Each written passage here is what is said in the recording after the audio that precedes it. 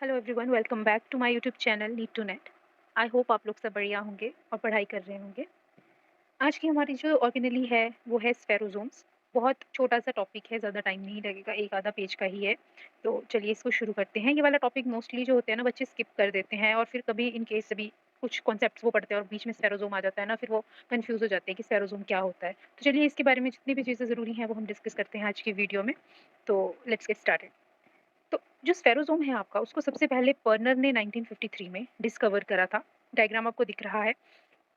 Endoplasmic reticulum से देखो आपको दिख रहा है कि ये ओरिजिनेट हो रहा है। तो क्या हो रहा है, देखो यहाँ पे फैट एक्यूमुलेट हो रहा है आपका। ये स्फेरोज़ोम जो होते हैं ना वो मोस्टली फैट्स के ही बने होते हैं। तो जब एंडोप्लाज्मिक रेटिकुलम के अंदर फैट की स्टोरेज होने लग जाएगी ना, तो वहाँ पे एक स्फेरोज़ोम बनना शुरू हो जाएगा, और वैसे वैसे ही बीच में से एक इन्वेजिनेशन होगी और एक स्फेरोज़ोम जो है एक अलग सा स्ट्रक्चर जो है वो ईआर से अलग हो जाएगा। तो इस तरह का ये कुछ स्ट्रक्चर होता है। तो चलिए इसके बारे में कुछ पढ़ लेते हैं।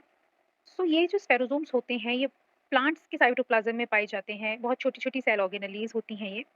ये भी सिंगल मेम्ब्रेन बाउंडेड हैं। जैसे कि हमने अभी इससे पहले सेंट्रियोल पढ़े थे। सेंट्रियोल क्या थे आपके? वो तो नो मेम्ब्रेनस थे, है ना? उससे पहले हमने डबल मेम्ब्रेनस पढ़े हैं। उससे पहले वैक्यूल्स पढ़े हमने, सिंगल मेम्ब्रेनस। तो वैसे ही ये भी क्या है आपका स्फेरोसोम एक सिंगल मेम्ब्रेनस ऑर्गेनेली है, जो कि आपकी फैट्स की स्टोरेज में हेल्पफुल होता है और फैट्स की या फिर लिपिड्स में कह लूँ उनकी सिंथेसिस में रिस्पॉन्सिबल होता है। और ये जो है वो आपके स्मूथ एंडोप्लाज्मिक रेटिकुलम से ओरिजिनेट करते हैं। हमने अभी देखा डायग्राम में कि ईआर से ये ओरिजिनेट करते हैं, लेकिन ईआर भी हमारे पास 2 टाइप के होते हैं। एक रफ एंडोप्लाज्मिक रेटिकुलम होता है, एक स्मूथ एंडोप्लाज्मिक रेटिकुलम होता है। रफ एंडोप्लाज्मिक रेटिकुलम वो होते हैं जिनके सरफेस पे राइबोसोम्स अटैच होते हैं, और स्मूथ एंडोप्लाज्मिक रेटिकुलम वो होते हैं जिनके सरफेस पे कोई भी राइबोसोम अटैच नहीं होते हैं। तो ये जो स्फेरोसोम है ये हमें स्मूथ एंडोप्लाज्मिक रेटिकुलम से जो है वो मिलते हैं।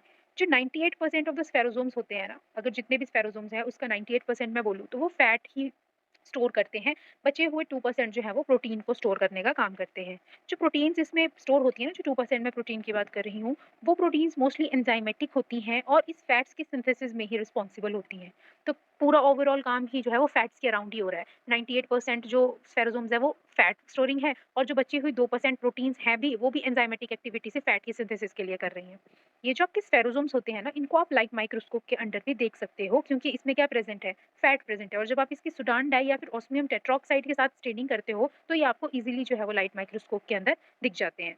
ये ज़्यादातर आपको अबंडेंटली जो है वो कहाँ पाए जाएँगे? जितने भी आपके ऑयल सीड्स हैं ना, ऑयल सीड्स, उनमें, मतलब ऐसे सीड्स जिनसे हमें ऑयल मिलता है, जैसे आपके मस्टर्ड हो गए, है ना? सनफ्लावर सीड्स होते हैं। तो इस तरह के जो ऑयल सीड्स होते हैं, इनके एंडोस्पर्म सेल्स में आपको इनका नंबर स्फेरोसोम्स का अबंडेंटली मिलेगा, मतलब बहुत ज़्यादा मिलेगा।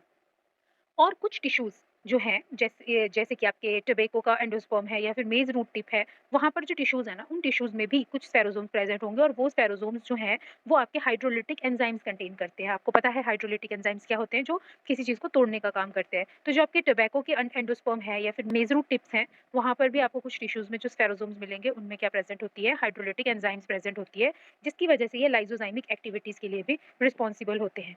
इनकी जो मेम्ब्रेन होती है स्पेरोसोम्स की, इनको स्टेबलाइज करने का काम एक प्रोटीन का होता है जिसका नाम है ओलियोसिन।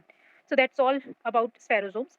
स्पेरोसोम को सबसे पहले पर्नर ने 1953 में डिस्कवर करा था। प्लांट्स के साइटोप्लाज्म में पाई जाती है, छोटी-छोटी सेल ऑर्गेनेलीज हैं, सिंगल मेम्ब्रेनस है और स्मूथ एंडोप्लाज्मिक रेटिकुलम से ओरिजिनेट करती हैं। 98% फैट स्टोरिंग होती है, बची हुई 2% प्रोटीन स्टोरिंग होती हैं। जो प्रोटीन्स होती हैं वो आपकी एंजाइमेटिक एक्टिविटी करती हैं और फैट की सिंथेसिस में ही रिस्पॉन्सिबल होती हैं। जो ये स्पेरोसोम्स हैं, इनको आप लाइट माइक्रोस्कोप के अंदर भी देख सकते हो। क्यों? क्योंकि इनमें फैट्स प्रेजेंट है, और इन फैट्स को जो हम स्टेन करेंगे तो ये इजीली जो है हमें माइक्रोस्कोप के नीचे दिख जाएंगी। और जो भी स्टेनिंग के लिए हम यहाँ पे डाइज यूज करते हैं वो है सुडान डाई और ऑस्मियम टेट्रोक्साइड। ये जो है आपके जितने भी ऑयल सीड्स के एंडोस्पर्म सेल्स होते हैं वहाँ पे अबंडेंटली पाई जाती हैं। और कुछ टिश्यूज में जो है ये स्पेरोसोम्स हाइड्रोलिटिक एंजाइम्स कंटेन करते हैं, जिसकी वजह से इनकी लाइसोजाइमिक एक्टिविटी होती है। वो कुछ टिश्यूज जो है वो आपके हैं, जैसे कि टोबैको का एंडोस्पर्म हो गया या मेज की रूट टिप्स हो गई। और इनकी मेम्ब्रेन जो होती है आपकी स्फेरोसोम की, इनको स्टेबलाइज करवाने का काम जो होता है वो ओलियोसिन नाम के एक प्रोटीन का होता है। तो इससे रिलेटेड जितनी इंपॉर्टेंट चीज़ें थी वो मैंने आपको बता दी हैं। आई होप आपको समझ आया होगा। इसके बाद हम अब नेक्स्ट टॉपिक जो पढ़ेंगे या नेक्स्ट ऑर्गेनली हम पढ़ेंगे माइक्रोबॉडीज़ की। So stay tuned with this channel. हम जो है बहुत जल्दी ही आपकी जो सेल ऑर्गेनली है उनको खत्म करने वाले हैं, बस थोड़ी बहुत और रह गई। इसके बाद जो है फिर हम जितनी भी हमने अभी तक ऑर्गेनाइज़ करी है, ये कंप्लीट चैप्टर जो है ना, उसके बहुत सारे पीवाईक्यूज़ और एमसीक्यूज़ जो है वो हम प्रैक्टिस करेंगे, ताकि आपको जो है रिवीजन हो जाए, आपको आपके कॉन्सेप्ट का पता चल जाए कि आपको कितनी चीज़ें जो है वो समझ आई हैं।